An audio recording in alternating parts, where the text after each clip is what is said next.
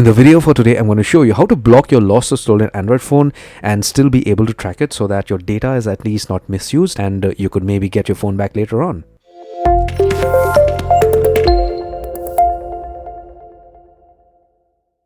So in order for you to do this, all you have to do is just get hold of a laptop or another phone that is connected to the internet and open any browser, no problem. Get to Google and search for Google Find Hub.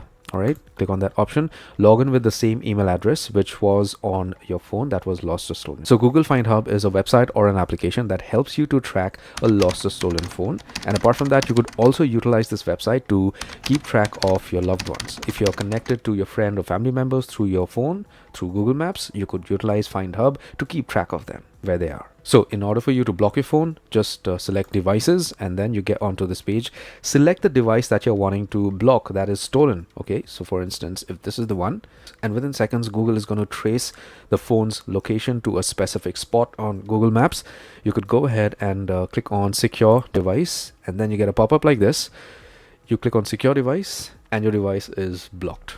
Now, when I say device is blocked, I don't mean that your IMEI number is going to get blocked like this, but your device is going to get locked with a password that you remember. So maybe you have a PIN or a pattern that is set up as a lock on your phone. So that is going to be activated if it is not, and it is going to lock your phone so that the thief who's trying to rob your phone is not able to, kind of log into your device and switch it off and stuff like that. Now, during the time your phone is locked by Google Find Hub, your phone is still going to be online. So if there is a lock, obviously the thief wouldn't know the pattern or the pin. So it is going to take some time for them to kind of crack the code or unlock your phone or dismantle your phone or whatever it is to switch it off. In the meantime, you could keep tracking your phone and you may just get your phone back. I have come across a lot of people in my society out here who have found their phones doing this. Like within, say, half an hour or something, they got their phone back.